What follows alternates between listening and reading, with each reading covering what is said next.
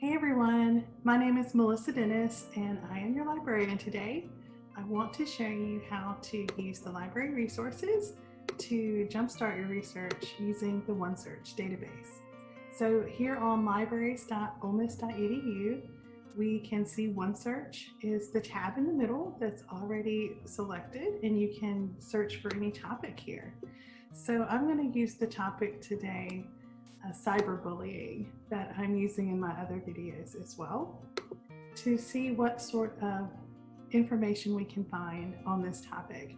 So OneSearch looks through about 90% of the 250 databases that the library subscribes to. So that's why it's an excellent place to start your research. You can find information here on any topic. It's not everything, but it's a really, really great place to start because it has a massive amount of information. You can see just by typing in cyberbullying, it found 804 results. And it's also a really friendly database, so it told me that it is including bullying, if that's what I meant as well. Or I can click here to just search cyberbullying, which is what I'm going to do. So cyberbullying wasn't around when I was in high school, but I'm very interested in how it affects high school children today. And you can see that results list went way down when I said only cyberbullying. Now it's still going to find the word bullying in all of these probably as well, but the relevance factor here is going to push up to the top articles that are directly talking about my keyword, which is exactly what I want to look at. On the left-hand side, you can refine your results in many ways. Take advantage of this. Listen to how your teacher wants you to find your information. Are they asking you to look for current resources only? If so, then you want to limit using the date slider down here. Sometimes current means last 5 years, last 3 years, or just the last 12 months. I'm going to actually limit to the last 12 months. A lot of times that's a little too limited, especially if you need peer review research. Peer review scholarly articles can take a long time to be written. So 12 months is a limiter for peer review, may be too short of a time. You may want to expand that to 3 years if you're looking for peer reviewed articles. You can see here that under the last 12 months, I can limit to peer review and find 800 things. If I limit this to the last 3 years peer review, it's 2,000, right? So you can see there's a big difference there.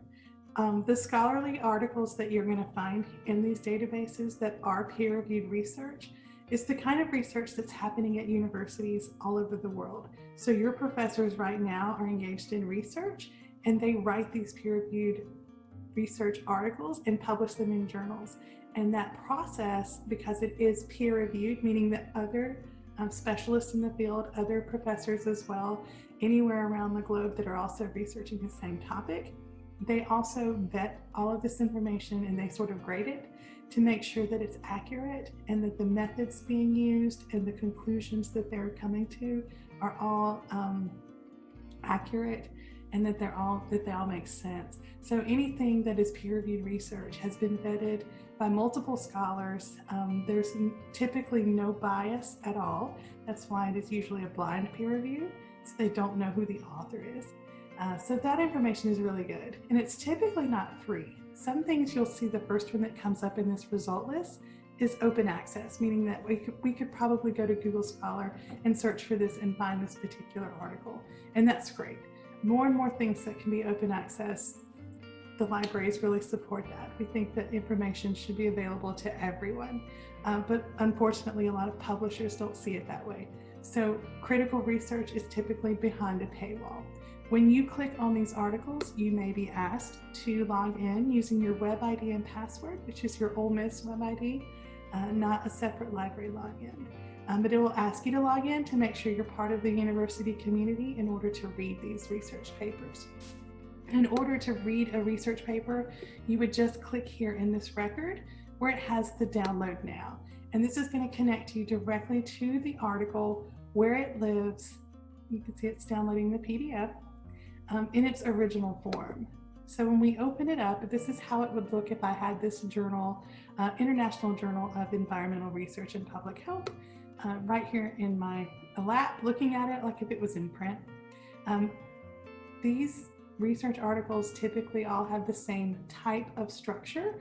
There's an abstract, which is the summary, and then they start with their intro, they go into their literature review, methods, exactly what they did to conduct their experiments. All of their original graphs or tables and charts will be included to show you how they came to whatever conclusion they were looking at. And then they will have a discussion section here at the end and a conclusion. And then finally, at the very end of the paper, they will list all of the resources that they used to write this paper, which is their references section. So when you're writing papers in college, you're being asked to have sources to back up your paper. You can see that this particular research article here used 66 references to back up their 14-page paper. 2 pages of this, more like 3.5, were actually just the references section. So that's really common, that's normal. The research process is circular, it's not linear.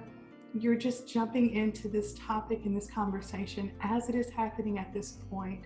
So it's really important to give credit to these scholars who are helping you figure this out, whatever issue it is that you're looking for.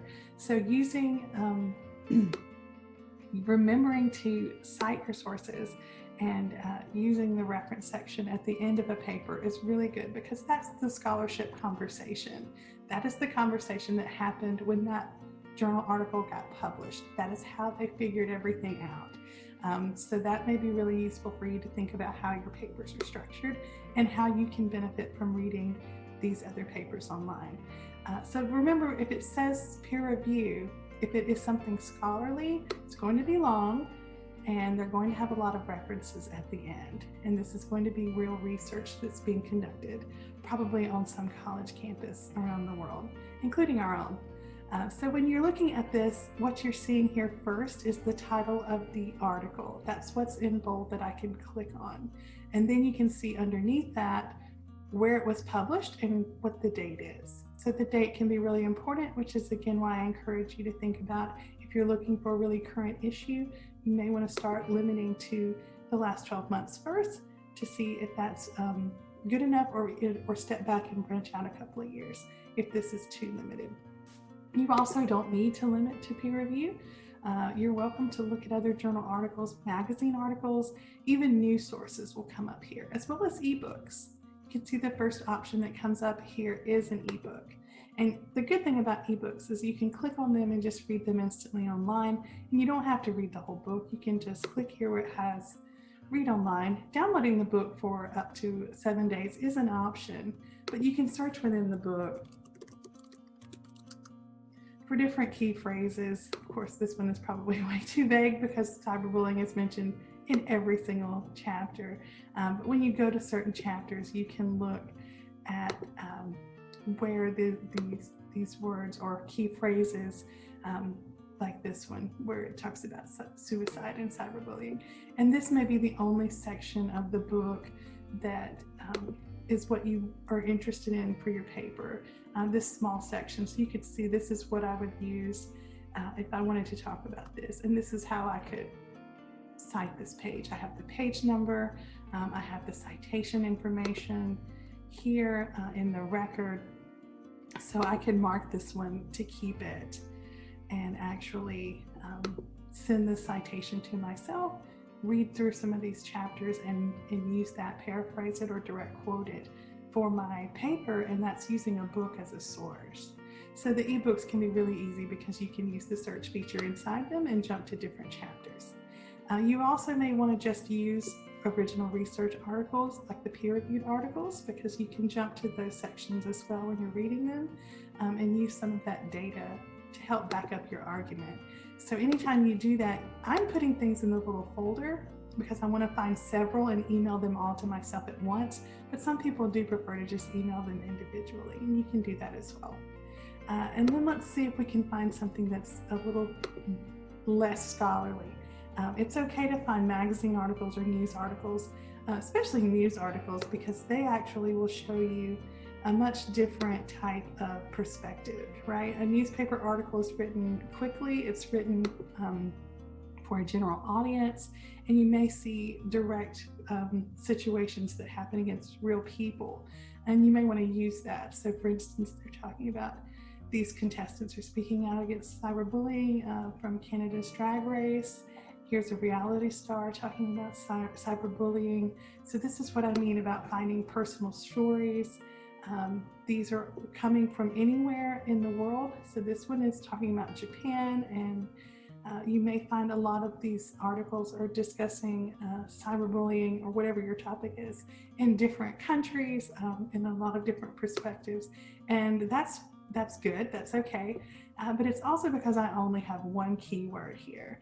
So you should probably add more keywords and make this a little bit more focused. I would encourage you to use the advanced search, which is next to the search bar. Here you can actually turn your keyword into a subject if you like. A subject term is much more focused than a keyword.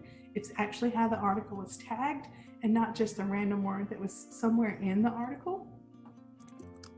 I'm going to also add high school, and I'm going to use this in parentheses, quotation marks, so that those two words will be found right next to each other. Let's see how that does. So that narrowed it down a lot. I'm only looking here at newspapers and magazines from the last year, 61 results. The first one that comes up is from the Times from October 2019 about a really unfortunate incident that we know that happens, but this may be a really strong argument for a paper on cyberbullying about a teenager who unfortunately killed himself. So I'm going to put that in my folder, and you can see race and gender were being discussed here at Northeastern. All of these different types of articles come up, and again, you can go back over here and change your content type if you want to look specifically at journals now or other resources, trade publications.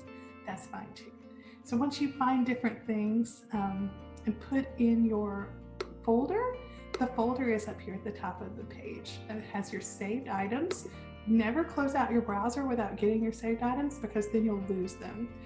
So here I'm just going to email all of these to myself using MLA. We have to keep up with the citation information, otherwise we'll get in trouble for plagiarizing. So I'm going to change it to MLA, and then you can see it turned all of the information into just these small snippets, which is the works cited section. And these links actually will come back to those articles or to the books or whatever type of format of information this is. So when I hit email, that's what I'm going to actually get sent to myself. This one, you only have to enter your email once, but you do have to tell it that you're not a robot, and then just hit send. And now in my email from the university libraries, it will send me these specific links to the citations, as well as the link back to the actual articles where they live. So I hope that helps you get a jump start using OneSearch to look at different types of content and find a lot of different things for your papers. Anytime you run into any trouble, please reach out to me and email me, Melissa Dennis, mdennis@olemiss.edu, and I'm so happy to help you work on your own topics. See you next time.